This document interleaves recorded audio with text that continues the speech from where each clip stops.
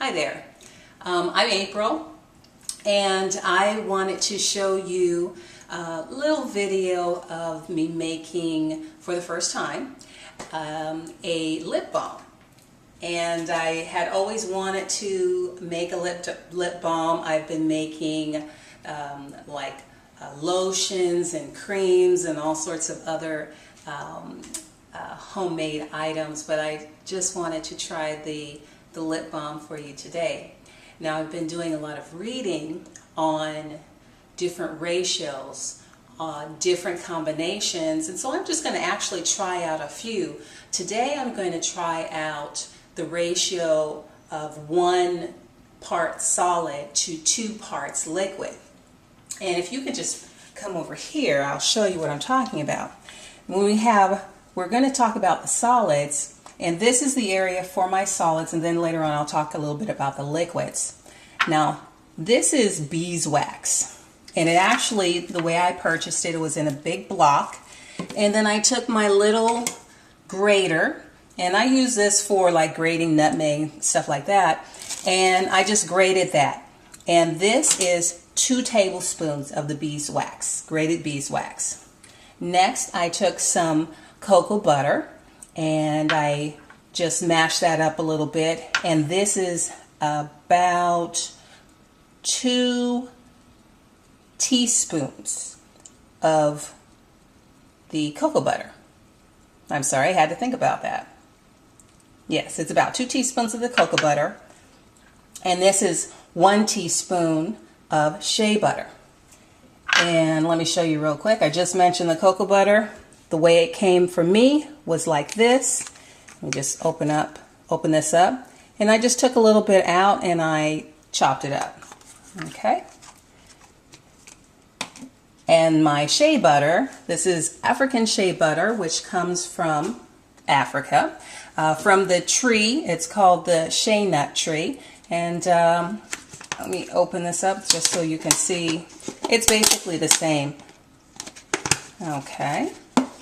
And then, so this is the 1 part of solids that we're trying to go for. And next, we're looking at the 2-part liquid that is making up this recipe. I have jojoba oil. I'm going to use some of that. Also, I have olive oil, extra virgin olive oil. Use a little of that. And then I also have some castor oil. So basically, you use what you have. You will learn through time and, just experience which oils work best for you. In my opinion, jojoba oil in general is excellent. It's excellent for the skin.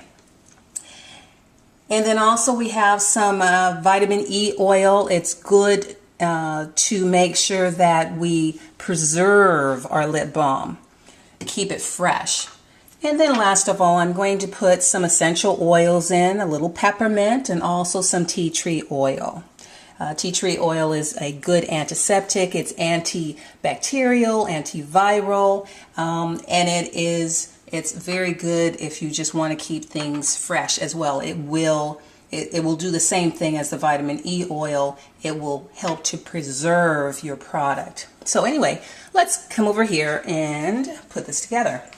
Now, what I have on the stove is a double boiler. I have water in the bottom. It's simmering, and on top I have the double boiler. So what I'm going to do is put the ingredients in one by one, and I'm going to wait on the shea butter, because if you warm this up too quickly and at too high of a heat, it has a tendency of becoming grainy, which you really don't want if you're going to be placing this on your lips. So anyway, let's put the beeswax in.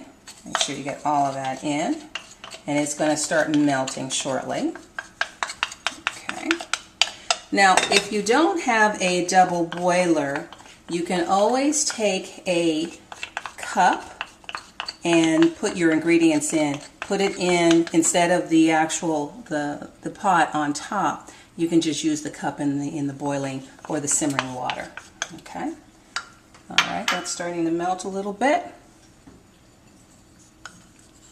Then we're also putting our cocoa butter in.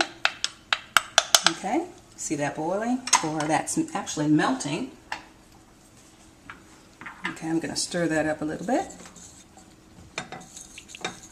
Get that melted really well before I put my shea butter in.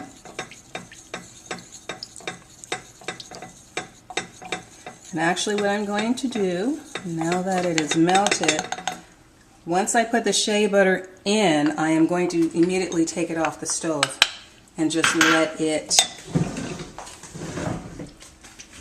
melt just from the heat of the, let's just take this whole thing out.